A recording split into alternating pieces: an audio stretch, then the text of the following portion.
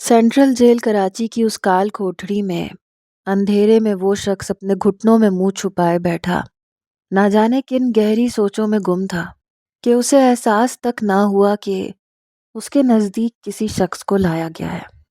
بھائی، اس کے برابر میں بیٹھتے آدمی نے اسے پکارا۔ عمر نے سر اٹھائے اس شخص کی جانب دیکھا۔ وہ شخص جو اپنے خشک لبوں پر زبان پھیر رہا تھا، مقابل کی وجاہت کو دیکھتے لب بے یقینی سے واہ کر گیا۔ یونانی دیوتا تھا وہ یا کہانیوں کا شہزادہ جو اس کال کوٹھڑی میں قید تھا؟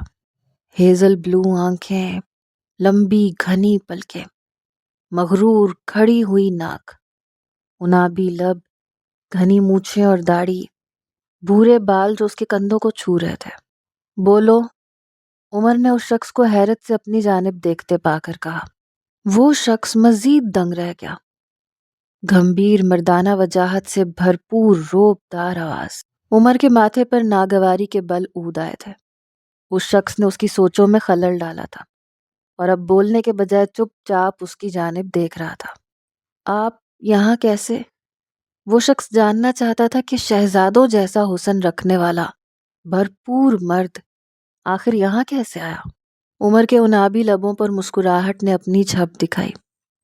کیا کرو گے جان کر تم؟ عمر نے دیوار سے سر ٹکایا۔ مجھے سچ میں جاننا ہے۔ نہیں جانتا کہ جاننے کے بعد کیا کروں گا۔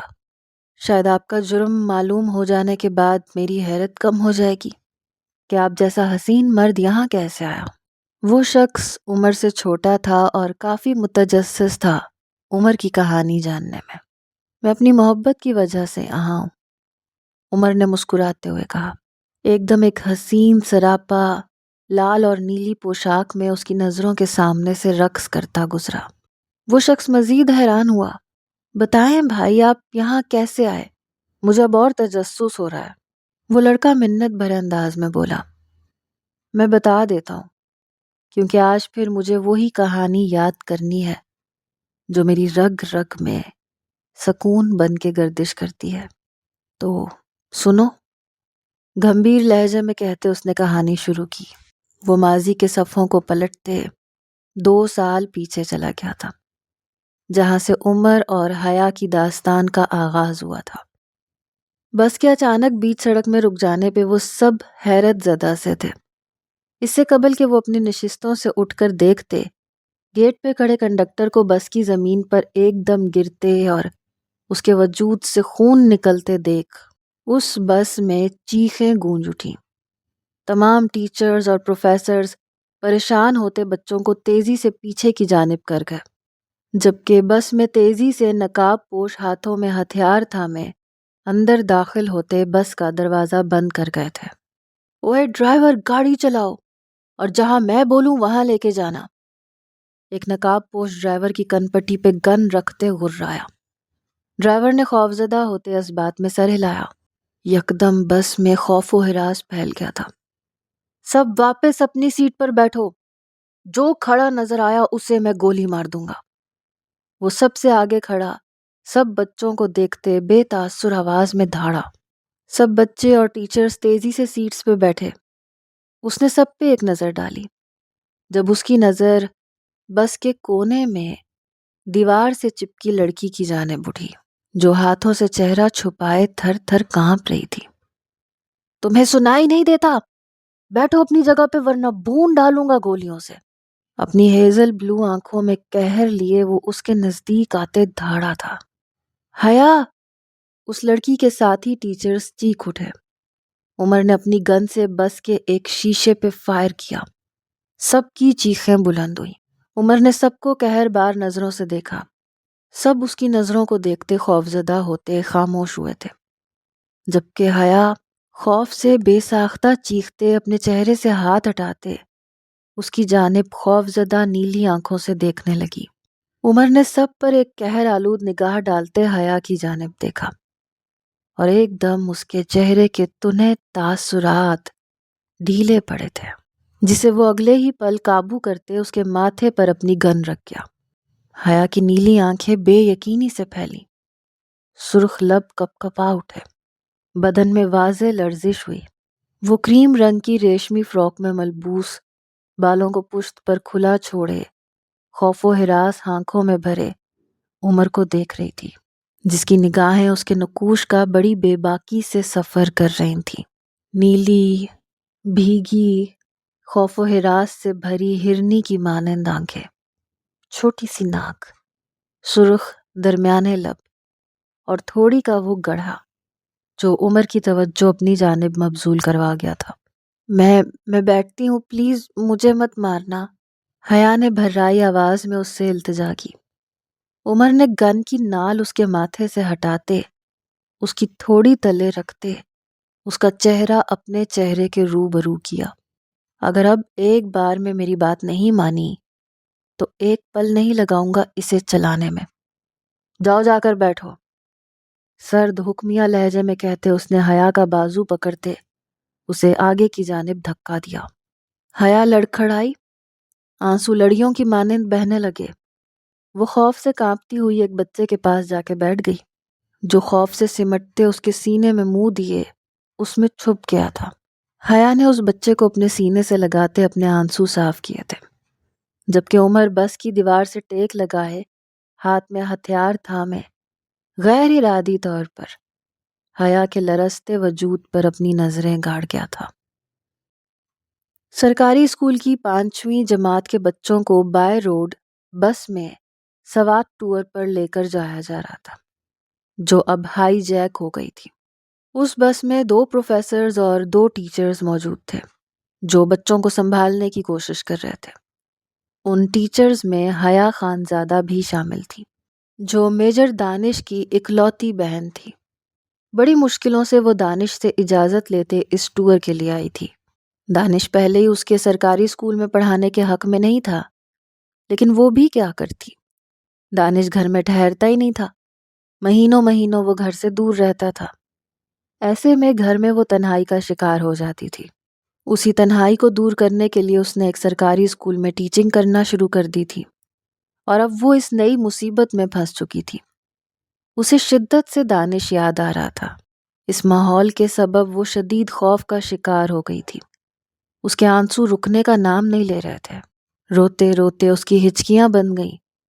بچوں کو یوں ڈر سے کانپتے دیکھ کے اسے مزید رونا آ رہا تھا، جبکہ خاموش بس میں اس کی سسکیوں کی آواز سنتے وہ بری طرح سے ڈسٹرب ہو رہا تھا۔ اے لڑکی، خاموش ہو جاؤ، اگر اب تمہارے حلق سے ذرا سی بھی آواز نکلی تو ماروں گا میں۔ عمر کا ساتھی حیا کے نزدیک آتے اس کی تھوڑی جکڑے غرایا۔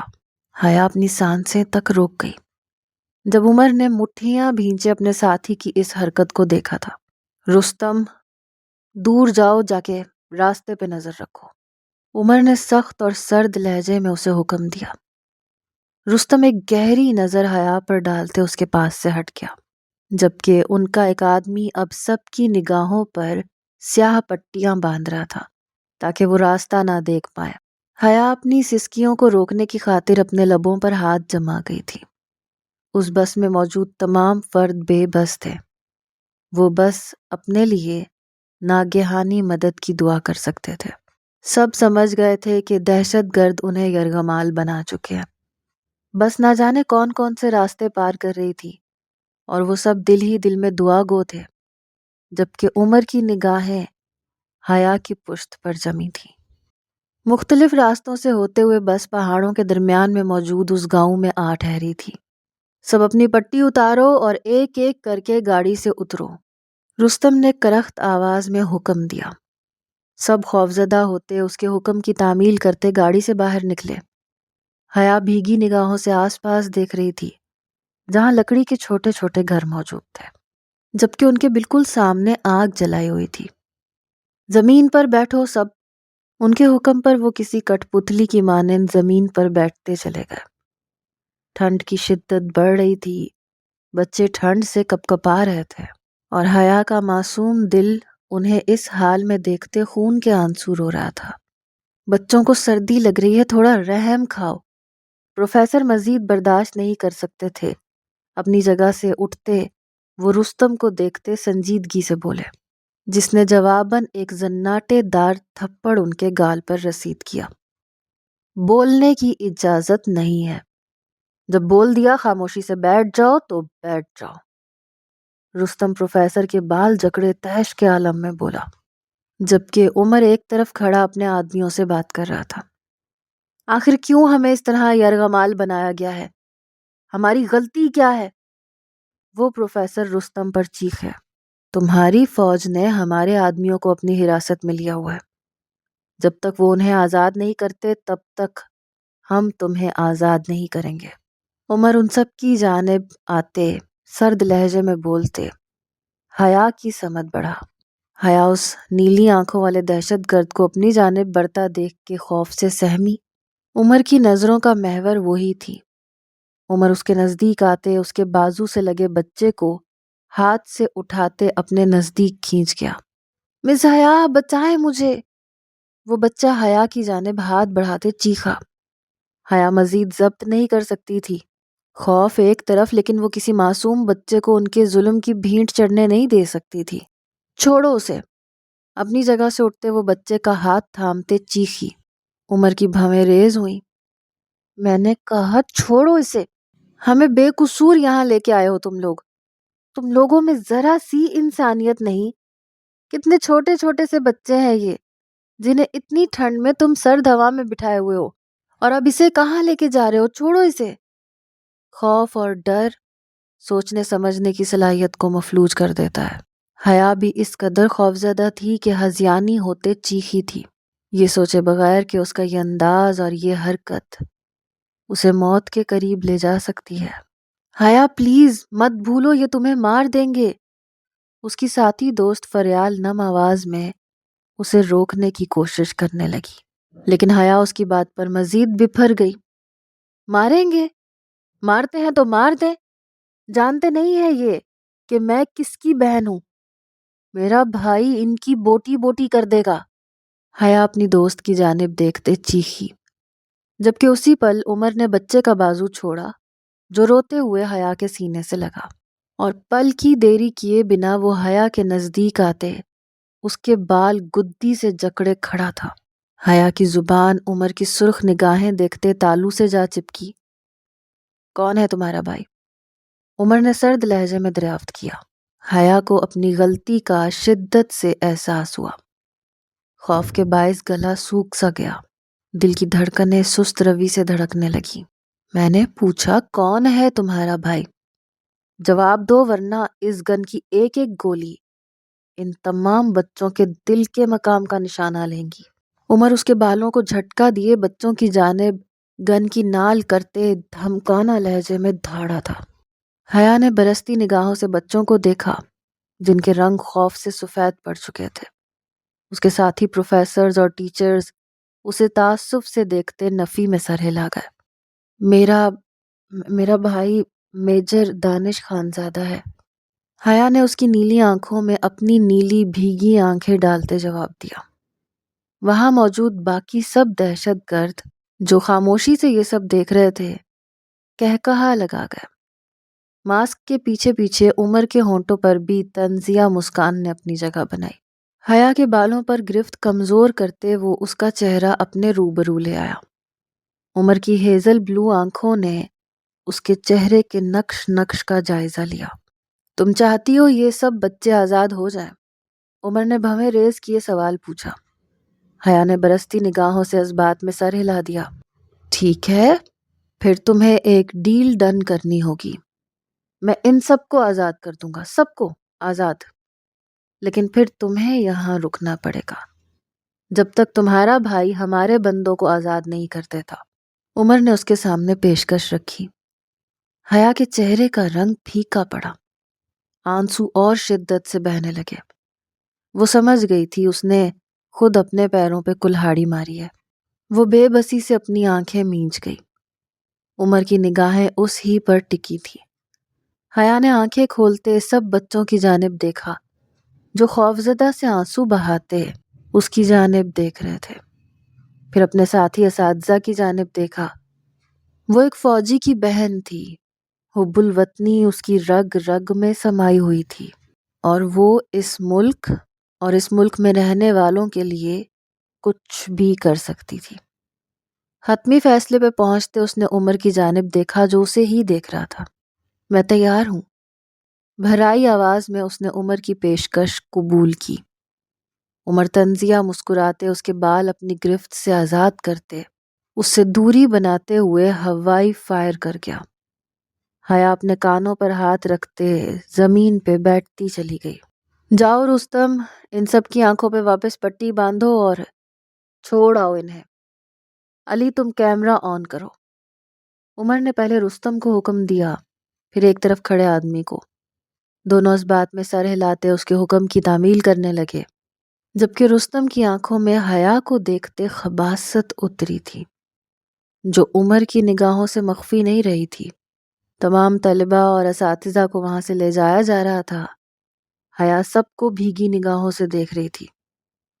فریال بھائی ملے تو انہیں کہنا ان کی بہن ان کا انتظار کر رہی ہے کہ کب وہ آ کر ان سب کو مار کر اسے یہاں سے لے کے جائیں گے۔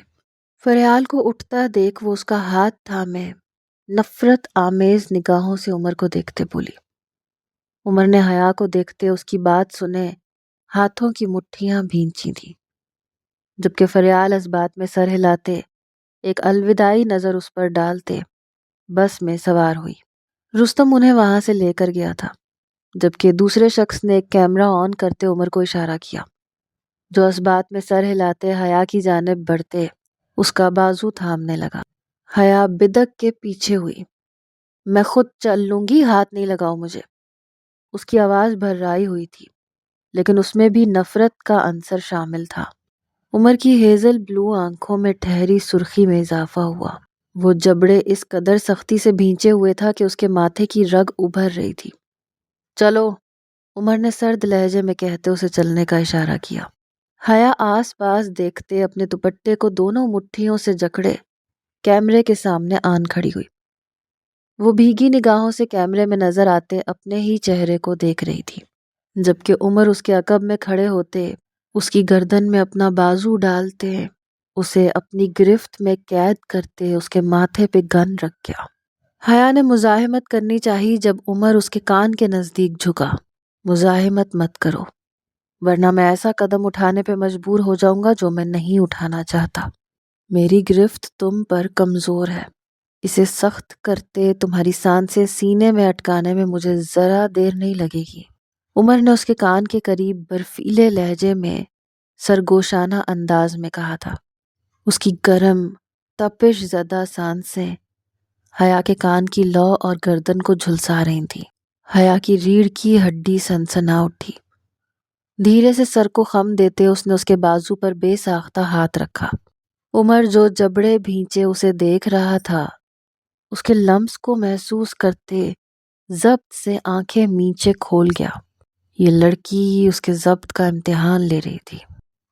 میرا یہ پیغام میجر دانش خانزادہ کے لیے ہے۔ تمہاری بہن میرے قبضے میں ہے۔ اگر اسے صحیح سلامت واپس پانا چاہتے ہو تو ہماری شرطیں قبول کرو، اور ہماری شرط صرف ایک ہی ہے، ہمارے تمام آدمیوں کو رہا کرو۔ تم ہمارے آدمیوں کو رہا کرو گے، ہم تمہاری بہن کو رہا کر دیں گے۔ ریکارڈنگ آن ہوتے ہی وہ پتھریلے لہجے میں اپنی بات کہہ رہا تھا، اور حیا اس کے بازو پر ہاتھ رکھے روتے ہوئے کیمرے کی جانب دیکھ رہی تھی۔ اندر چلو۔ ریکارڈنگ ختم ہوتی عمر نے حیا کی جانب گن تانتے اسے اندر جانے کو بولا۔ حیا خاموشی سے اس کے کہنے پر ایک قدم گھر کی جانب بڑھانے لگی۔ تم اب یہاں رہو گی، ہوشیاری دکھانے کی زحمت مت کرنا، کیونکہ تمہاری ہوشیاری تمہارے لیے مشکلات کا سبب بنے گی۔ اس چھوٹے سے گھر میں بنے ایک کمرے میں آتے وہ اسے اندر جانے کا اشارہ کرتے وارننگ بھرے انداز میں بولا۔ حیا کمرے میں داخل ہوتے تلخی سے مسکرائی۔ تم لوگ ظالم ہو، میرا بھائی تمہیں چھوڑے گا نہیں۔ اچھا ہوا جو تمہارے آدمی فوج کی حراست میں ہے، خدا کرے فوج تم سب کو بھی مار دے، تم لوگ زندہ رہنے کے قابل نہیں ہو۔ حیا نے عمر کی جانب دیکھتے اسے بد دعا دی۔ عمر نے قدم کمرے میں رکھا۔ حیا نے اسے اپنی جانب بڑھتے دیکھ پیچھے کی جانب قدم بڑھائے۔ عقب میں آتی دیوار نے اس کے قدموں کو بریک لگائی۔ عمر کی آنکھوں میں موجود سرخی میں اضافہ دیکھتے اسے اس شخص سے خوف محسوس ہوا تھا۔ تیش، خوف، بے بسی کے احساس، ان کے تلے وہ منہ میں جو آیا بول گئی، لیکن اب اسے احساس ہوا تھا اس نے غلط کہہ دیا۔ اسے اپنی چلتی زبان پر قابو رکھنا چاہیے تھا۔ جب تک تم یہاں میری قید میں ہو لڑکی، تمہیں تمہاری اس گز بھر کی زبان پر قابو رکھنا ہوگا، کیونکہ تمہاری یہ چلتی زبان میرا ضبط آزما رہی ہے، اور میں نہیں چاہتا کہ میرا ضبط ٹوٹے، کیونکہ میں تمہیں کوئی تکلیف نہیں دینا چاہتا۔ اس کی بھیگی نگاہوں میں براہ راست دیکھتے وہ لہجے میں بلا کی سنجیدگی سموئے بولا۔ حیا اس کے آخری لفظوں پر ٹھٹکی، آنکھوں میں حیرت ابھری۔ عمر اس کی نظروں میں تیزی سے رقص کرتی حیرت کو دیکھتے اس سے نظریں پھیرتے بنا رکے کمرے سے نکلتا چلا گیا۔ حیا نے دروازہ بند ہونے کی آواز سنتے اپنی نظریں اس راستے سے پھیری جہاں سے وہ گیا تھا۔ آخر اس نے یہ کیوں کیا؟ کیا وہ اسے تکلیف نہیں دینا چاہتا؟ دیوار کے سہارے وہ زمین پر بیٹھتی چلی گئی۔ گھٹنوں میں منہ چھپائے وہ سسک اٹھی۔ دل و زبان پر دعا رقص کر رہی تھی کہ اس کا بھائی آ کے اسے بچا لے۔ وہ یہاں نہیں رہنا چاہتی تھی۔ اسے ان سب سے خوف محسوس ہو رہا تھا، بے پناہ خوف۔ نہ جانے کتنا وقت گزر گیا تھا، اسے بس اتنا یاد تھا کہ 3 مرتبہ وہ ہیزل بلو آنکھوں والا شخص آیا تھا، اسے کھانا دے کر یہیں اس کے سامنے بیٹھا رہتا تھا جب تک وہ کھانا ختم نہ کر لے، اور وہ جب تک کھا نہیں لیتی تھی تب تک اس شخص کی نگاہیں اسے اپنے چہرے پر رقص کرتی محسوس ہوتی تھیں، لیکن نہ ہی ان آنکھوں میں کوئی غلیظ جذبہ تھا اور نہ ہی ہوس۔ ان آنکھوں میں ایک تپش، ایک لو تیرتی تھی، اور وہ اس شخص کی نظروں سے خائف ہو جاتی تھی۔ اب تو رو رو کر آنسو بھی سوکھ چکے تھے۔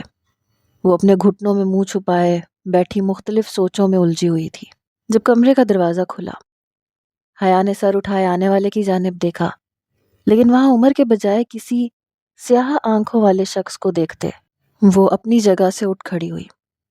یہ رستم تھا۔ حیا کو یاد آیا، عمر نے اس سیاہ آنکھوں والے شخص کو رستم کہہ کے مخاطب کیا تھا۔ رستم نے حیا کے خوفزدہ چہرے کی جانب دیکھتے ہنستے ہوئے دروازہ بند کیا۔ یہ دروازہ کیوں بند کر رہے ہو؟ کھولو اسے۔ حیا کا دل کسی انہونے خدشے سے تیز دھڑکا۔ رستم نے دروازہ بند کرتے پلٹتے اسے دیکھا۔ حیا اس کی آنکھوں سے ٹپکتی غلاظت اور ہوس کو دیکھتے لرز اٹھی۔ اس نے کمرے میں تیزی سے نظریں دوڑاتے اپنے بچاؤ کے لیے کوئی چیز تلاشنی چاہی۔ دیکھو، میرے قریب مت آنا، میں چیخوں گی۔ اسے اپنی جانب بڑھتا دیکھ کر وہ چیخی۔ رستم نے کہا لگایا، تمہاری چیخوں کا کوئی فائدہ نہیں، کوئی نہیں آئے گا تمہیں بچانے کے لیے۔ رستم تمسخر سے اسے کہتا اس کی جانب بڑھتے اسے اپنی گرفت میں جکڑ گیا۔ چھوڑو مجھے، چھوڑو، کوئی ہے پلیز مجھے بچاؤ، چھوڑو۔ رستم کے چہرے پہ ناخن مارتے وہ چیخی جب رستم نے اپنے بھاری ہاتھ کا نشان اس کے عارض پہ چھوڑا۔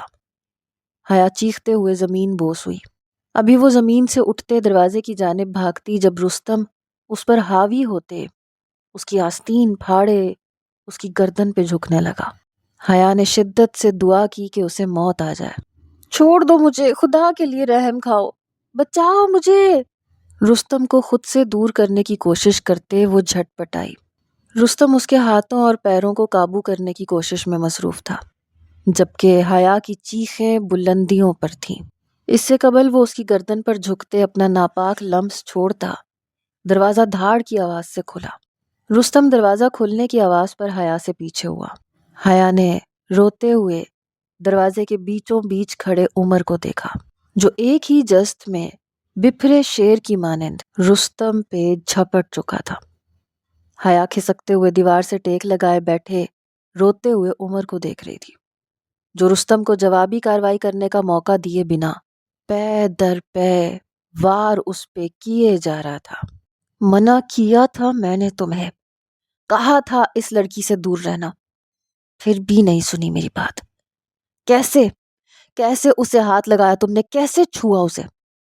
وہ جنونی روپ دھارے اسے ماری جا رہا تھا، اور حیا سسکتے ہوئے اسے دیکھ رہی تھی۔ رستم بے حال ہوتے زمین پر بے جان سا پڑا تھا جب عمر نے اسے چھوڑتے حیا کی جانب قدم بڑھائے جو دیوار میں سمانے کو تیار تھی۔ حیا کے نزدیک آتے، گھٹنوں کے بل بیٹھتے، اس نے ایک طرف اس کا گرا دوپٹہ اٹھاتے اس کے سر پر ڈالا۔ حیا نے ہچکیاں بھرتے اسے دیکھتے دوپٹے سے خود کو ڈھکا۔ خاموش ہو جاؤ، نہیں آئے گا کوئی اب تمہارے نزدیک۔ عمر اس کی بھیگی نگاہوں میں دیکھتے، اس کے بکھرے سراپے سے نظر ہٹاتے کہتے، اس کا ہاتھ تھام گیا۔ حیا نے غور سے اس کی ہیزل بلو نگاہیں دیکھی۔ ان نگاہوں میں رستم کی طرح کوئی ناپاک جذبہ نہیں تیر رہا تھا۔ سرد مہری تھی، تپش تھی، لو تھی، لیکن ہوس نہیں تھی۔ وہ خاموشی سے زمین سے اٹھتے اس کے ساتھ چلنے لگی، جو مضبوطی سے اس کا ہاتھ تھامے اسے لیے آگے بڑھ رہا تھا، جبکہ رستم نے درد سے کراہتے خون خوار نگاہوں سے عمر کی پشت کو تکا تھا۔ تم نے اس عورت کی خاطر مجھ پہ ہاتھ اٹھایا ہے عمر، حالانکہ تم جانتے ہو یہاں آئی عورت ہر مرد کی ضرورت کا سامان بن سکتی ہے۔ رستم عمر کو دیکھتے چیخا۔ عمر نے ہاتھوں کی مٹھیاں بھینچتے اس کی جانب دیکھا۔ یہاں کی عورت نہیں ہے وہ یہاں یرغمال بنا کے لائی گئی ہے، اسے ہمیں واپس بھیجنا ہے۔ عمر نے سرد لہجے میں رستم سے کہا، اس کا فیصلہ تم نہیں کرو گے، ہمارے سردار کریں گے۔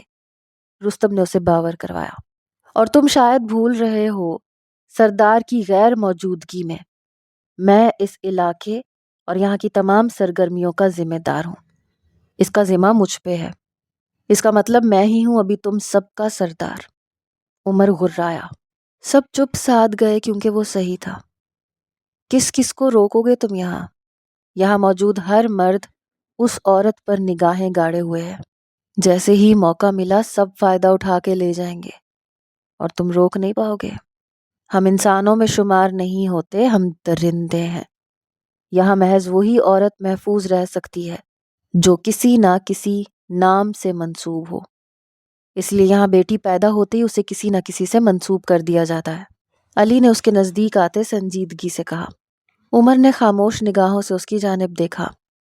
وہ سب اس وقت گاؤں کے درمیان موجود میدان میں بیٹھے آج ہوئے واقعے کے بارے میں بحث کر رہے تھے۔ عمر جانتا تھا اس گاؤں کی ان فرسودہ رسومات کو۔ یہاں عورت ذات کو وہ مقام حاصل نہیں تھا جو اس کا اصل حق تھا۔ یہاں اسے محض ایک ضرورت کا سامان سمجھا جاتا تھا۔ یہاں آئی کوئی عورت تبھی تک محفوظ رہ سکتی تھی جب تک وہ کسی مرد کے نام سے منسوب ہو، ورنہ یہاں بیٹھے آدمی درندوں سے کم نہ تھے۔ ایسی بات ہے تو ٹھیک ہے، میں کروں گا اسے اپنے نام۔ وہ سردار عمر کی زوجیت میں آتے میرے ساتھ منسوب ہوگی، اور ایک سردار کی بیوی پر نگاہ اٹھانا مطلب اپنی موت کو دعوت دینا ہے۔ عمر کے پاس ایک یہی حل بچا تھا۔ وہ با آواز بلند اپنا فیصلہ سب کے گوش گزار کر گیا۔ تمام مردوں میں کھلبلی سی مچ گئی۔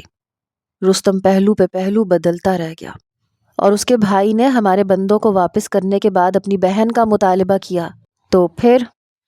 علی ان سب مردوں سے یکسر منفرد تھا اور عمر کا خاص دوست بھی۔ عمر سے وہ سوال گو ہوا۔ یہاں آیا انسان کبھی واپس اپنی دنیا میں نہیں جاتا، اور جب وہ لڑکی میری زوجیت میں آ جائے گی تو یہاں سے رہائی اس کے لیے ناممکن ہو جائے گی۔ وہ ایک مہرہ ہے جسے استعمال کرتے میں اپنے بندوں کو رہائی دلواؤں گا فوج سے۔ جشن کا انتظام کرو، سرد لہجے میں جواب دیتے وہ اس گھر کی جانب قدم بڑھا گیا جہاں وہ پناہ لیے ہوئے تھی۔ عمر نے گہرا سانس فضا کے سپرد کر کے کمرے کا دروازہ کھولا۔ اندر قدم رکھتے اس کی نظر بیڈ کی جانب اٹھی۔ وہ بیڈ کے ایک کنارے اپنے دوپٹے سے خود کو چھپائے بیٹھی تھی۔ اس کی سرخ متورم آنکھیں اس بات کی نشاندہی کر رہی تھیں کہ وہ کافی دیر تک روتی رہی تھی۔ حیا عمر کو اندر آتا دیکھ کر بیڈ کی پشت چھوڑے اٹھ بیٹھی۔ اس شخص نے جس طرح سے اس کی عزت بچائی تھی وہ نہ چاہتے ہوئے بھی اس شخص کی شکر گزار تھی۔ اس شخص کے ساتھ تنہائی میں بھی اسے اپنی عزت چھن جانے کا خوف نہیں لاحق ہوتا تھا۔ شاید وہ اس شخص کی آنکھوں کو پڑھ لینے کا ہنر جانتی تھی۔ اس نے اس شخص کا چہرہ نہیں دیکھا تھا، لیکن اس شخص کی آواز، اس کی آنکھیں یہ بات واضح کرتی تھی کہ وہ وجاہت کا شاہکار ہے۔ حیا خاموش بیٹھی اس کے بات کرنے کی منتظر تھی، جو پشت پر ہاتھ باندھے بیڈ کی پانتی کے پاس کھڑا اسے دیکھ رہا تھا۔ آج وہ اس شخص کی نظروں سے لپکتی لو اور تپش پر خفت میں مبتلا ہوتے اپنا سر جھکا گئی۔ عمر نے سرد لہجے میں اسے مخاطب کیا، تمہیں مجھ سے نکاح کرنا ہوگا۔ عمر کی بات اس کی سماعتوں میں زہر بن کے اتری۔ اس نے بے یقینی سے عمر کی جانب دیکھا۔ وہ اس بات کی توقع نہیں رکھتی تھی۔ بے ساختہ نفی میں سر ہلایا۔ نہیں، میں تم سے شادی نہیں کروں گی۔ حیا نے بیڈ سے اٹھتے اسے دیکھتے نفی میں سر ہلاتے کہا۔ عمر نے لب بھینچتے اسے دیکھا۔ وہ اس کی بات سنتے بدحواس ہو اٹھی تھی۔ تم مجھ سے نکاح کرو گی تبھی تمہاری عزت محفوظ رہ پائے گی لڑکی، ورنہ آئے دن تمہیں کوئی نہ کوئی اپنا شکار بنانا چاہے گا۔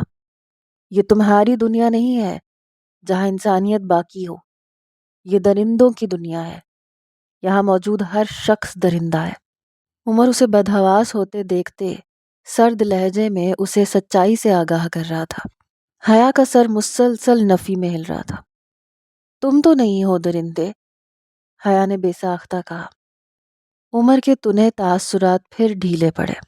یہ تم کیسے کہہ سکتی ہو؟ عمر نے ہیزل بلو نگاہوں میں نرمی کا تاثر لیے اس سے پوچھا۔ تمہاری آنکھیں کہتی ہیں، ان میں سرد مہری ہے لیکن غلاظت نہیں، باقی سب کی طرح ہوس نہیں۔ حیا نے صاف گوئی سے کام لیا۔ پر میں نکاح نہیں کروں گی، مجھے میرے گھر واپس جانا ہے، مجھے میرے بھائی کے پاس واپس جانا ہے، حیا نے اٹل لہجے میں کہا۔ عمر کی پشت پر بندھے ہاتھوں کی مٹھیاں بھینچ گئیں۔ یہ نکاح وقت کی ضرورت سمجھ لو۔ یہاں وہی عورت محفوظ رہ سکتی ہے جو کسی مرد کے نام سے منسوب ہو۔ میں یہاں کا سردار ہوں۔ اگر تم مجھ سے منسوب ہو جاتی ہو تو تمہاری جانب کوئی آنکھ اٹھا کر نہیں دیکھے گا۔ تم محفوظ رہو گی۔ جیسے ہی تمہارا بھائی ہماری شرطیں قبول کر لے گا، میں تمہیں اس رشتے اور اس قید سے رہا کر دوں گا۔ عمر نے بے تاثر لہجے میں اسے اس نکاح کا پس منظر سمجھانا چاہا۔ حیا کچھ پل سوچ میں ڈوبی۔ اور اس نکاح کے بغیر میں محفوظ نہیں؟ حیا نے بھرائی آواز میں پوچھا۔ نہیں، جو آج ہوا وہ کئی بار ہو سکتا ہے۔ آج میں وقت پر پہنچ گیا تھا، ضروری نہیں آئندہ بھی پہنچ پاؤں۔ عمر کی آنکھوں میں تیش کی لالی ابھری اس منظر کو یاد کرتے، جبکہ حیا کے وجود میں بھی سنسنی پھیل گئی تھی۔ اس کا دل خوف کی شدت سے دھڑکتے خاموش ہوا تھا اس منظر کو یاد کرتے۔ کاش وہ اپنے بھائی کا کہنا مان کر یہاں آتی ہی نہ، تو آج اسے ان سب چیزوں کا سامنا نہیں کرنا پڑتا۔ وہ بے بس ہوتے بیڈ پر ڈھہ سی گئی۔ آنسو ایک بار پھر پلکوں کی بار توڑتے رخساروں پہ بہہ نکلے۔ میں تیار ہوں۔ اور کیا کہہ سکتی تھی؟ کوئی اور راہ اس کے لیے بچی ہی کہاں تھی؟ عزت چھن جانے سے بہتر تھا اس شخص کی زوجیت میں آ جانا، جس کی آنکھوں میں، لفظوں میں اور عمل میں کسی قسم کی غلاظت موجود نہیں تھی۔ عمر کے گلے میں گلٹی ابھر کر معدوم ہوئی اس کی رضامندی پر۔ ابھی عورتیں آئیں گی، تمہیں تیار کر دیں گی۔ اس سے نگاہیں تیزی سے پھیرتے وہ اسے آگاہ کرتے کمرے سے نکلتا چلا گیا، جبکہ وہ اب خود کو وقت کی تیز لہروں میں بہہ جانے کے لیے چھوڑ چکی تھی۔ کچھ ہی پل بعد دو عورتیں یہاں کا روایتی لباس لے کر اس کے کمرے میں موجود تھیں۔ سرخ اور نیلے امتزاج کی ایک بھاری فراک جس پہ نگینوں کا کام ہوا تھا اس کے پیروں کو چھو رہی تھی۔ سر پہ بھاری کامدار دوپٹہ پہنے وہ چاندی کی ماتھا پٹی، ناک میں بالی، گلے میں چکور اور کانوں میں بھاری آویزے پہنے، لبوں پہ گہرا سرخ رنگ لگائے، تھوڑی پر 3 سیاہ مصنوعی تل اور آنکھوں میں کاجل کی گہری تہہ لگائے، روایتی دلہنوں کی طرح تیار تھی۔ اپنی اس تیاری کو آئینے میں دیکھتے وہ خود دنگ رہ گئی تھی۔ اسے یاد نہیں پڑتا تھا کہ اس نے اس سے زیادہ حسین اپنے آپ کو کب دیکھا تھا، جس قدر حسین وہ آج لگ رہی تھی۔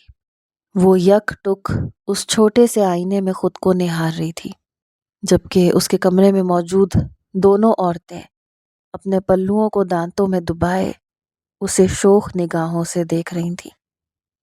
وہ اپنے روایتی پوشاک میں ملبوس، سر پر روایتی ٹوپی پہنے مولوی صاحب کے ہمراہ بیٹھا تھا۔ احباب و قبول کا مرحلہ طے پایا۔ حیا سے پوچھ کر ہی نکاح نامے میں اس کے سرپرست کا نام لکھا گیا تھا۔ مولوی صاحب علی کے ہمراہ اب کمرے کی جانب بڑھ گئے تھے۔ حیا کی جانب سے اب ایجاب و قبول کا مرحلہ طے پانا تھا۔ چند ہی پلوں میں حیا کی جانب سے نکاح قبول ہوتے ہی اس گاؤں کی فضا میں گولیوں کی بوچھاڑ کا آغاز ہو چکا تھا۔ ہر چیز اس آواز سے تھر تھرا اٹھی تھی۔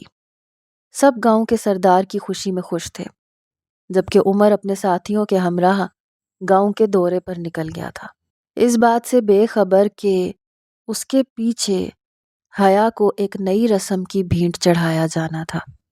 حیا اس کمرے کی مسہری پہ بیٹھی اپنے خالی ہاتھوں کو تک رہی تھی۔ باہر سے آتی گولیوں کی آواز سنتے اس کا ننھا سا دل لرز رہا تھا۔ نہ جانے آگے اس کے ساتھ کیا ہونے والا تھا، لیکن اسے اس شخص پر جیسے یقین سا تھا کہ اس کے ہوتے ہوئے اسے کچھ نہیں ہو سکتا۔ ایک لڑکی کے لیے اس کی عزت بہت معنی رکھتی ہے، اور اس کی عزت کو بچانے والا مسیحا ہوتا ہے، اور حیا کے دل کا ایک بنجر گوشہ اپنے اس مسیحا کے لیے شاداب ہو رہا تھا۔ کمرے میں آتی عورتوں کو دیکھتے وہ اس شخص کی سوچوں کو سمندر سے تیرتے کنارے پر آئی۔ چلو سردارنی، ایک رسم کرنی ہے، اندر آتی عورت نے مؤدب انداز میں کہا۔ کون سی رسم؟ حیا نے الجھتے ہوئے پوچھا۔ آپ باہر چلیں، پتہ چل جائے گا کون سی رسم۔ یہ رسم ہر عورت کے لیے اہم ہوتی ہے، وہ عورت مسکراتے ہوئے کہتی حیا کا ہاتھ تھام کر اسے لیے باہر لے جانے لگی۔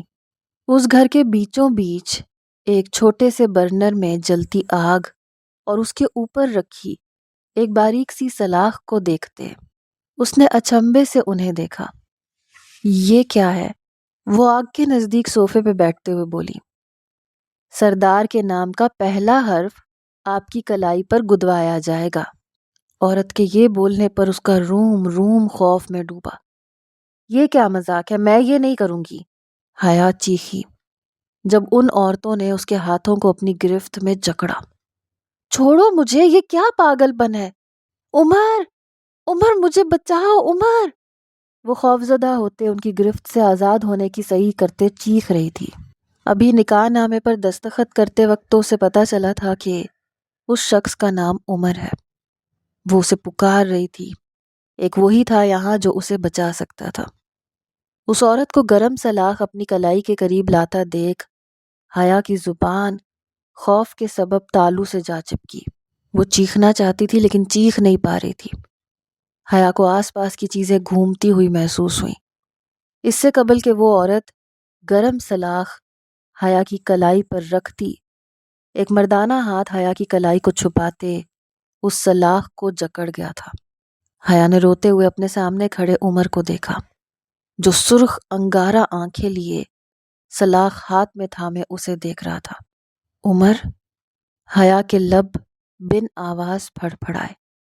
وہ یک ٹک اسے بہتی نگاہوں سے دیکھتی رہی۔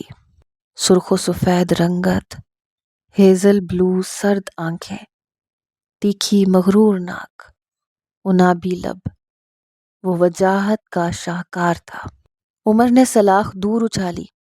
وہ عورتیں عمر کو غصے میں دیکھتی خوفزدہ ہوتی اپنی جگہ سے اٹھ کھڑی ہوئیں۔ یہ کیا پاگل پن ہے؟ یہ کس سے پوچھ کر میری بیوی کو اس تکلیف سے نوازا جا رہا تھا؟ آخر ہمت کیسے ہوئی؟ وہ شدید غصے کے عالم میں روتی بے حال ہوتی حیا کو اٹھائے اپنے سینے سے لگاتے ہوئے چیخا تھا۔ وہ عورتیں ندامت کا اظہار کرتے چہرہ جھکا گئیں، جبکہ حیا خوف کے سبب اس کے سینے میں منہ چھپائے ہچکیوں سے رونے لگی۔ اس زندان میں ایک یہی شخص اس کا محافظ تھا۔ عمر نے اس کی پشت سہلائی۔ اس کے سینے سے لگنے میں پہلو میں موجود دل نامی گوشت کا لوتھڑا تیز دھڑکتے اپنے زندہ ہونے کی نوید سنا رہا تھا، ہلکے ہلکے جیسے دل کی بنجر زمین شاداب ہو رہی تھی۔ اسے کمرے میں لے کے جاؤ، کچھ دیر بعد رقص ہے، وہاں لے کر آنا، اور ہاں، اسے ایک خراش بھی آئی تو مجھ سے برا کوئی نہیں ہوگا۔ میری بیوی کو ان فضول رسومات سے دور رکھو۔ حیا کی کمر سہلاتے وہ اس عورت کی جانب دیکھتے سرد برفیلے لہجے میں بولا۔ ملازمہ نے فوراً سے اس بات میں سر ہلایا۔ حیا نے سر اٹھائے عمر کی جانب دیکھتے بے ساختہ نفی میں سر ہلایا۔ میں نہیں جاؤں گی۔ وہ شدید خوف زدہ تھی۔ عمر نے بے ساختہ جھکتے اس کی بھیگی آنکھوں پر اپنے لبوں کا معتبر لمس چھوڑا۔ حیا ایک دم ساکت ہوئی۔ کوئی کچھ نہیں کہے گا، میں یہی ہوں، تھوڑی دیر بعد ملتا ہوں تم سے، ڈرو مت، اس کے عارض پر ہاتھ رکھتے انتہائی محبت سے کہتے۔ وہ اسے چھوڑے وہاں سے نکلتا چلا گیا، جبکہ وہاں موجود عورتیں حیرانگی کے عالم میں سردار کا یہ محبت بھرا انداز اور لہجہ دیکھ رہی تھیں۔ حیا شکستہ قدموں سے کمرے کی جانب بڑھ گئی۔ پہاڑوں کے درمیان موجود اس تالاب کے کنارے رقص کا انتظام کیا گیا تھا۔ بیچ میں آگ جلائے ایک طرف مرد حضرات، دوسری جانب عورتیں بیٹھی ہوئی تھیں۔ چند عورتیں اور مرد ایک طرف ساز بجا رہے تھے، جبکہ کچھ روایتی رقص کرنے میں مشغول تھے۔ وہ آگ کی لپٹوں کے پار نظر آتے عمر کو دیکھ رہی تھی۔ اب وہ قدرے بہتر تھی۔ ان عورتوں نے اس سے معافی مانگی تھی اور اب اس کی تمام حسیات سامنے بیٹھے شخص کی جانب مبذول تھی جس نے ایک نگاہ اس پر نہیں ڈالی تھی، اور وہ اس پر سے نگاہیں ہٹانے سے انکاری تھی۔ اس کا نرم محبت بھرا لہجہ، اس کا لمس، حیا کو اپنے دل کا موسم بدلتا ہوا محسوس ہو رہا تھا۔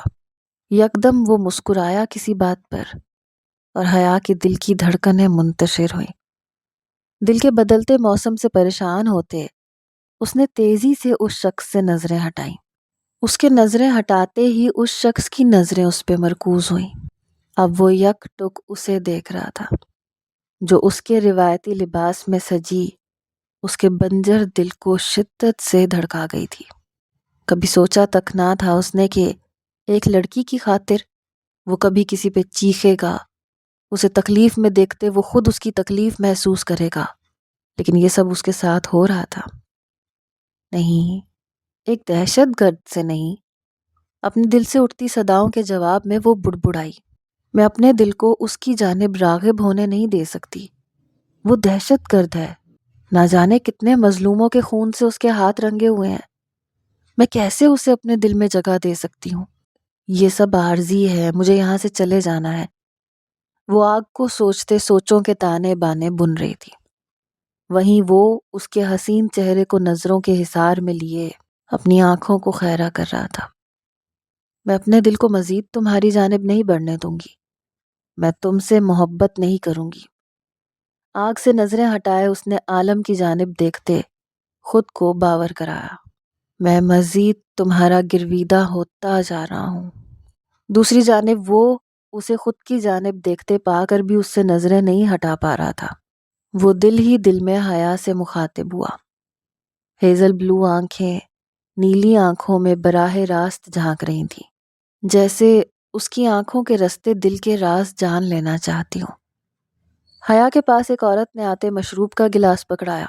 حیا عمر کو دیکھتے اس عورت سے وہ گلاس تھامتے ایک ہی سانس میں سینے میں اتار گئی کہ گلا خشک ہو رہا تھا اور اسے ضرورت تھی اس وقت، جبکہ اگر وہ اس عورت کی شوخ نگاہیں دیکھ لیتی تو مشروب پینے سے قبل 100 بار سوچتی۔ وہیں دوسری جانب وہ اسے ایک ہی گلاس میں مشروب پیتا دیکھ اپنی جگہ سے اٹھ کھڑا ہوا، لیکن ابھی ایک بھی قدم آگے نہیں بڑھا پایا تھا۔ اس کے ساتھ ہی اسے جکڑے اس کے حلق میں بھی زبردستی وہ مشروب انڈیل گئے، جسے پینے سے وہ کب سے گریز برت رہا تھا۔ اس مشروب میں کچھ خاص جڑی بوٹیاں ملائی جاتی تھیں جو انسان کو اس کے حواس میں رہنے نہیں دیتی تھیں، اسی لیے وہ حیا کو پیتے دیکھتے تیزی سے اپنی جگہ سے اٹھ کھڑا ہوا تھا۔ مشروب کا گلاس ختم کرتے اس کے ساتھیوں نے اسے آزاد کیا۔ عمر نے اپنا چہرہ صاف کرتے حیا کی جانب دیکھا جو ہنس رہی تھی۔ اس کی آنکھیں صاف پتہ دے رہی تھیں کہ وہ اپنے حواس میں نہیں ہے۔ عمر نے اپنے سر کو جھٹکتے اپنے حواسوں پر قابو پانا چاہا۔ اگلے ہی پل وہ تیزی سے آگے بڑھتے حیا کو اٹھاتے اپنے بازوؤں میں بھر گیا تھا۔ واقف تھا اس بات سے کہ وہ نشے میں کچھ ایسی حرکات کرے گی جو بعد میں اسے شرمندگی میں مبتلا کر دیں گی۔ 1 منٹ، کہاں لے کر جا رہے ہو تم مجھے، حسین دہشت گرد؟ وہ اس کا گریبان جکڑے اس کے گال پر انگلی ٹریس کرتے مسکراتے ہوئے بولی۔ عمر نے کوئی جواب نہ دیتے قدم اپنے گھر کی جانب بڑھائے جہاں وہ قیام کرتا تھا۔ جواب دو، تم نے مجھے کیوں بچایا تھا؟ تمہاری آنکھیں کیوں اس قدر پیاری ہیں؟ ان میں وحشت کیوں نہیں ہے؟ کیوں تم نے مجھے یہ کہا کہ تم مجھے تکلیف میں نہیں دیکھ سکتے؟ وہ اسے کمرے میں لاتے بیڈ پہ لٹا رہا تھا اور اس کی زبان پٹر پٹر چل رہی تھی۔ عمر اسے بیڈ پہ لٹاتے اس سے دور ہونے لگا جب حیا نے اس کا گریبان جکڑے اسے خود کے نزدیک کیا۔ جواب دو مجھے، کیوں تکلیف میں نہیں دیکھنا چاہتے تھے تم مجھے؟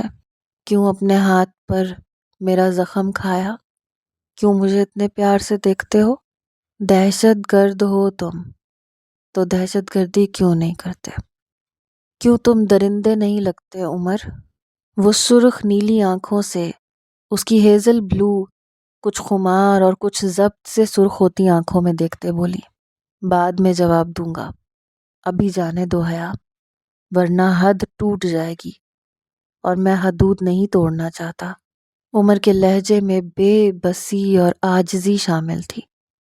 حیا نے نفی میں سر ہلایا۔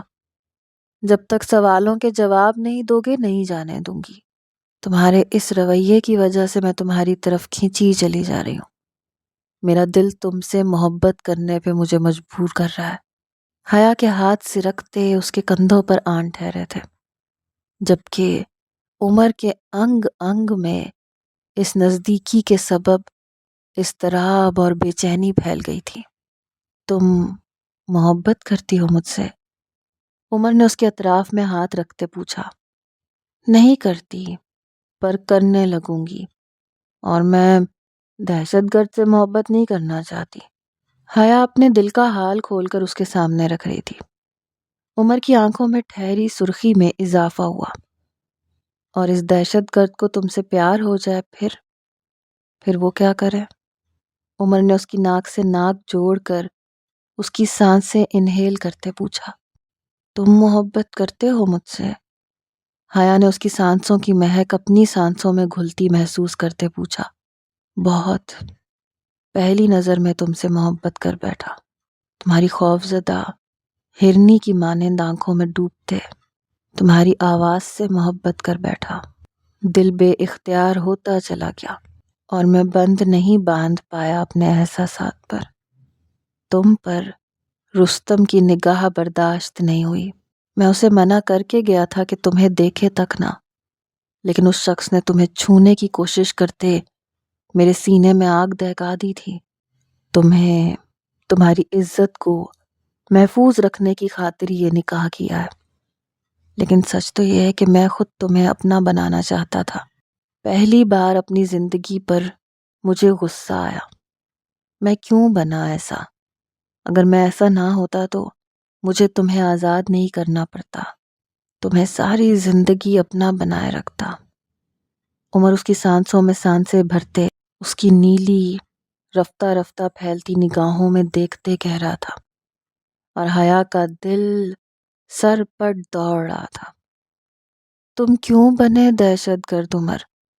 حیا نے عمر کی آنکھوں میں تڑپ ابھرتی محسوس کی اپنے سوال پر۔ جب میرے بابا مما کو بے گناہ مار دیا گیا، میں سڑکوں پہ مارا مارا پھرنے لگا، تب اس گاؤں کے سردار نے مجھے اپنے ساتھ شامل کیا اور اپنی طرح بنا لیا۔ پر اب میں چاہتا ہوں سب ختم ہو جائے، بس تم اور میں ہوں، باقی کچھ نہ ہو۔ لیکن ایسا ممکن نہیں ہے، اور یہ بات میرے وجود کو 100 ٹکڑوں میں توڑ رہی ہے۔ عمر کی آواز میں ہلکی سی نمی کی آمیزش شامل ہوئی۔ حیا کے ہاتھوں نے اس کی گردن میں حصار ڈالا۔ تمہارے مما بابا کیسے فوت ہوئے؟ حیا نے اس کے خوبرو نقوش کو دیکھتے پوچھا۔ پولیس مقابلے میں میرے ماں باپ بے قصور مارے گئے۔ ان کے علاوہ تھا ہی کون میرا؟ ماں اور بابا یتیم تھے، دونوں ایک ہی یتیم خانے میں پلے بڑے تھے۔ پسند کرتے تھے ایک دوسرے کو تو شادی کر لی۔ ان کی شادی کے بعد میں کہاں جاتا، مجھے کون رکھتا؟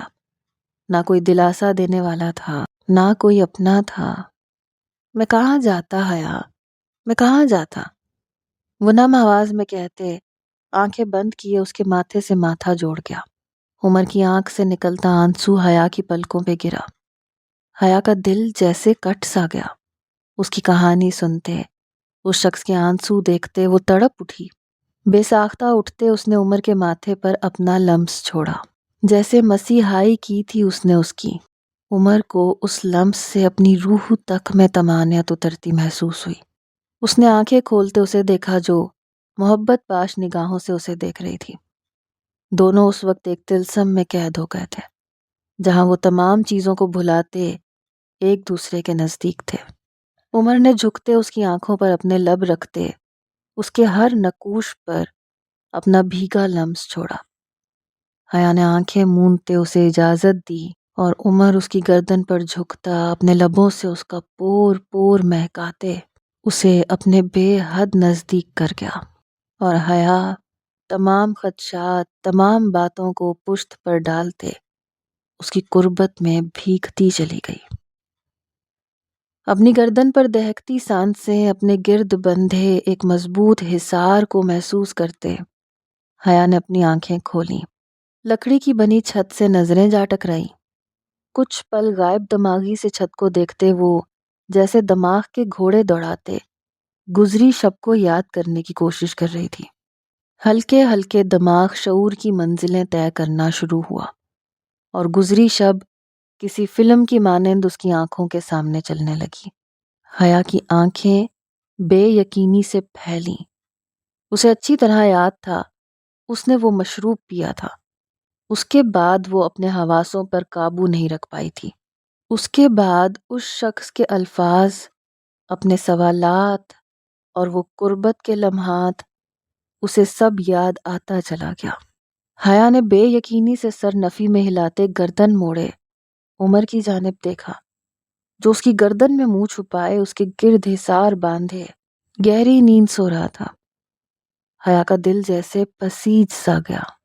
وہ اپنی واپسی کی تمام راہیں خود پر ہی بند کر گئی تھی۔ کیا اب یہ شخص اسے جانے دے گا؟ نہیں، یہ شخص اب اسے کہیں نہیں جانے دے گا۔ اس کی محبت کا اعتراف اس کی سماعتوں میں گونجتے اسے سکون پہنچا رہا تھا، لیکن وہ ساری زندگی اس زندان میں نہیں گزار سکتی تھی۔ حیا نے اس کا ہاتھ اپنے پہلو سے ہٹاتے بیڈ پر سے اٹھتے اپنے گرد چادر لپیٹی۔ اب مزید وہ یہاں نہیں رک سکتی تھی۔ اس نے قدم آگے کی جانب بڑھائے، لیکن جیسے اس کے قدموں کو کسی زنجیر نے جکڑ لیا۔ یہ زنجیر عمر کی محبت کی زنجیر تھی۔ حیا نے پلٹتے ہوئے بے بسی سے اس شخص کو دیکھا۔ اگلے ہی پل اس کی محبت کی زنجیروں کو توڑتے وہ کمرے سے نکلتی چلی گئی۔ صبح ہونے میں ابھی وقت تھا۔ چار سو اندھیرا چھایا ہوا تھا۔ حیا نے اس گھر سے باہر نکلتے اپنی خوفزدہ ہراساں نگاہوں سے چاروں جانب کا جائزہ لیا اور پھر جنگل کی طرف دوڑی۔ بنا پلٹے وہ تیزی سے جنگل کی جانب بھاگ رہی تھی۔ اسے بس یہاں سے فرار چاہیے تھی، اس شخص کی محبت سے فرار چاہیے تھی۔ اپنے پہلو سے حیا کے وجود کی موجودگی کو غائب دیکھتے وہ اپنی آنکھیں کھول گیا۔ وہ کمرے میں کہیں نہیں تھی۔ عمر نے اپنے ماتھے پہ ہاتھ پھیرا۔ اسے گزری رات کا لمحہ لمحہ یاد تھا۔ حیا، حیا، حیا کو پکارتے وہ تیزی سے بیڈ سے اٹھا، قدم تیزی سے گھر کے باہر کی جانب بڑھائے۔ وہ پورے گھر میں نہیں تھی۔ وہ جانتا تھا اس کا رد عمل کچھ اسی طرح کا ہوگا، لیکن اسے یہاں نہیں پاتے وہ اس کی فکر میں ہلکان ہوا تھا۔ گھر سے باہر نکلتے وہ تیزی سے جنگل کی جانب بھاگا۔ دوسری طرف اس کے آدمی موجود تھے۔ وہ لازماً جنگل کی جانب بھاگی ہوگی۔ حیا! جنگل میں بھاگتے اس نے حیا کو پکارا۔ حیا اس کی پکار سنتے رکی۔ سورج طلوع ہو چکا تھا۔ ہلکی ہلکی روشنی جنگل میں پھیل رہی تھی۔ وہ بنا راستے کا تعین کیے بس بھاگ رہی تھی۔ اس کی پکار سنتے حیا کا دل کیا پلٹ جائے۔ اگر میں پلٹی تو وہ مجھے کبھی واپس نہیں جانے دے گا۔ اور میں یہاں نہیں رہ سکتی۔ حیا اپنے سینے کو جکڑے گہری سانس بھرتے روتے ہوئے بولی۔ اس نے پیچھے دیکھا، پلٹا، پھر تیزی سے رخ موڑتے بھاگنا چاہا جب وہ پتھر سے ٹکرا کے زمین میں موجود شکار کے لیے کھودے گئے گڈھے میں جا گری۔ حیا کی چیخ اس بیابان میں گونجی تھی۔ عمر جو پاگل دیوانوں کی طرح اسے تلاش کر رہا تھا، اس کی چیخ سنتے تڑپ اٹھا۔ حیا، کہاں ہو یار؟ مجھے آواز دو، میں تمہاری آواز کے تعاقب میں آ جاؤں گا۔ اس طرح مت کرو میرے ساتھ، عمر بے بسی سے چیخا۔ حیا کھڈے میں گری اس کی بے بس آواز سنتے شدت سے رو پڑی۔ اس کا دل اسے صدائیں دے رہا تھا کہ لوٹ جاؤ۔ اپنے لبوں پہ ہاتھ رکھتے اس نے اپنی سسکیوں پہ قابو پانا چاہا جب اس کی نگاہ اس کھڈے میں موجود سانپ کی جانب اٹھی۔ حیا کی سانسیں تھمی۔ عمر، عمر یہاں سانپ ہے، مجھے بچاؤ۔ حیا اس سانپ کو اپنی جانب بڑھتا دیکھ کے چیخ ہوئی۔ عمر جو اس کی جانب آ رہا تھا، اس کی آواز سنتے اپنے بالوں میں ہاتھ پھیر گیا۔ دل خوف کی شدت سے دھڑکا۔ حیا، کہاں ہو تم؟ وہ اس کی آواز کا تعاقب کرتے آگے بڑھتے ہوئے بولا۔ یہ کھڈا ہے عمر، میں اس میں گر گئی ہوں، جلدی آ جاؤ پلیز، مجھے بچا لو آ کے، پلیز عمر۔ حیا شدت سے روتے ہوئے چیخی اور اس کی چیخیں عمر کی جان پہ بن آئی۔ وہ سمجھ گیا تھا کہ وہ کہاں ہے۔ وہ اس علاقے کے چپے چپے سے واقف تھا۔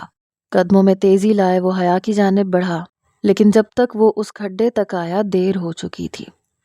حیا کی آنکھیں دھیرے دھیرے بند ہو رہی تھیں، جبکہ اس کی پنڈلی پر سانپ کے کاٹنے کا نشان واضح تھا۔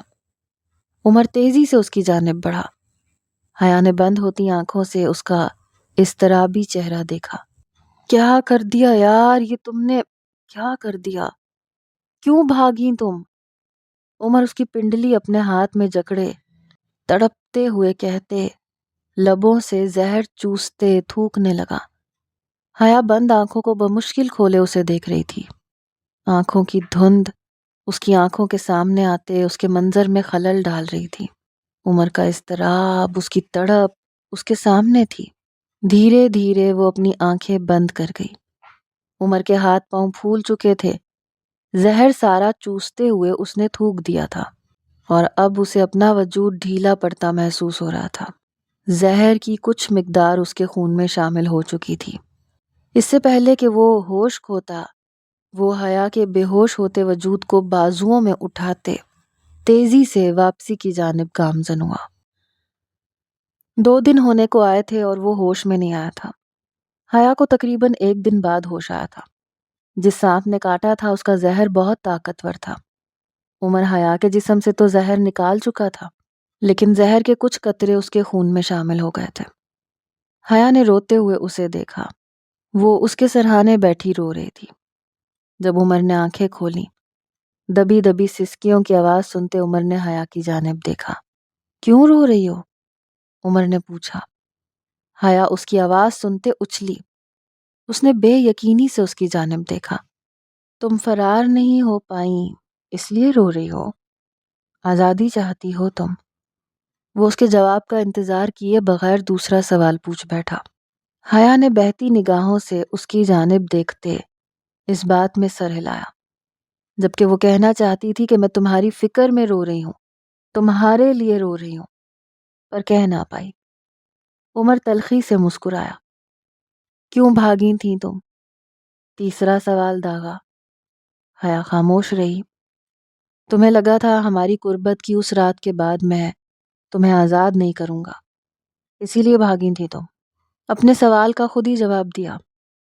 میں یہاں نہیں رہنا چاہتی عمر، مجھے اس زندان میں نہیں رہنا۔ حیا اس کی بات پر بھرائی آواز میں بولی۔ عمر کے دل میں درد کی ٹیسیں ابھری۔ چلو، عمر نے کہتے اٹھنا چاہا، لیکن نکاہت کے باعث وہ واپس بیڈ پہ گرا۔ حیا نے اسے تھامنا چاہا، لیکن اس نے اس کا سہارا نہیں لیا۔ کہاں؟ حیا نے اسے بیڈ سے اٹھتے اپنا ہاتھ تھامتے دیکھ پوچھا۔ تمہیں واپس بھیج رہا ہوں۔ میں جانتا ہوں تم مجھ سے محبت نہیں کرتی، تم ایک دہشت گرد سے محبت نہیں کرنا چاہتی۔ عمر نے اسے دیکھنے سے گریز برتتے ہوئے کہا اور آگے بڑھا۔ اور تمہاری محبت؟ حیا نے اس کے پیچھے چلتے اس کی پشت کو تکتے پوچھا۔ دہشت گرد محبت کرنے کے لیے نہیں بنے ہوتے، نہ محبت ان کے لیے بنائی گئی ہے۔ میں بھول جاؤں گا تمہیں۔ بنا پلٹتے آگے بڑھتے وہ بے تاثر لہجے میں بولا، جبکہ دل اس کا خون کے آنسو رو رہا تھا۔ حیا کے آنسوؤں کی روانی میں شدت در آئی۔ عمر اسے لیے جیپ میں سوار ہوا۔ کہاں لے جا رہے ہو عمر اسے؟ رستم اسے جاتا دیکھ سوال گو ہوا۔ میں کسی کو جواب دینے کا پابند نہیں ہوں رستم، عمر نے سرد لہجے میں کہا۔ تم اسے نہیں لے جا سکتے، سردار تمہیں مار دے گا، ہمارے آدمی ابھی تک رہا نہیں کیے انہوں نے، رستم چیخا۔ ہمارے آدمی وہ رہا کر چکے ہیں، اسی لیے لے کے جا رہا ہوں، باقی مجھے اب زندہ رہنا بھی نہیں ہے۔ آدھی بات آواز بلند کہتے وہ آدھی دل میں کہتے تیز رفتاری سے جیپ آگے بڑھا لے گیا۔ رستم نے جبڑے بھینچے، جیپ کو تکا، جبکہ حیا اس کے پہلو میں بیٹھی رو رہی تھی شدت سے۔ عمر بھی بار بار نظروں کے سامنے آتی دھند کو ہٹا رہا تھا، جو دھند نہیں اس کے آنسو تھے۔ سوات کے ہیڈ کوارٹر کے باہر اس نے جیپ روکی۔ حیا نے وہاں تعینات فوجیوں کو دیکھتے تڑپتے ہوئے عمر کی جانب دیکھا۔ اس نے رستم سے جھوٹ بولا تھا۔ حیا نے ان فوجیوں کو الرٹ ہوتے دیکھ خوف سے عمر کو دیکھا، جو جیپ سے اترتے اس کا ہاتھ تھامتے اسے اتار گیا تھا۔ تمام فوجی پہچان گئے تھے حیا کو۔ میجر دانش نے تمام ہیڈ کوارٹرز میں ادھم مچایا ہوا تھا۔ تمام فوجیوں نے گن عمر پہ تانی، جو بے خوفی سے کھڑا حیا کو دیکھ رہا تھا۔ حیا نے شدت سے روتے ہوئے اسے دیکھا۔ پلیز یہاں سے دور چلتے ہیں، تم اپنی دنیا چھوڑ دو، میں اپنی دنیا چھوڑ دوں گی۔ عمر میں تم سے محبت کرتی ہوں، پلیز چلو یہاں سے، یہ مار دیں گے تمہیں۔ حیا نہیں رہ سکتی تھی اس شخص کے بنا۔ اسے موت کے منہ میں کھڑے دیکھ کر اسے اپنا آپ مرتا ہوا محسوس ہو رہا تھا۔ تمام راستے وہ تڑپتی آئی تھی، اسے پل کا سکون میسر نہیں تھا۔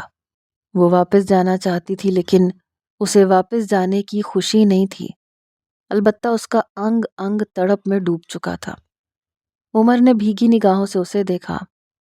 دیر ہو چکی ہے جانم، بہت دیر، ہم دونوں ایک نہیں ہو سکتے، اور اب تم مجھ سے دور ہو جاؤ گی اور تمہارے بغیر اب میں جینا نہیں چاہتا۔ الوداع، اپنا دھیان رکھنا۔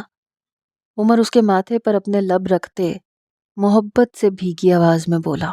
حیا نے اس کی شرٹ کو مٹھیوں میں جکڑا۔ وہ شدت سے روتے ہوئے لرز رہی تھی، جبکہ اسی پل وہاں دانش کی آواز گونجی، فائر ہم!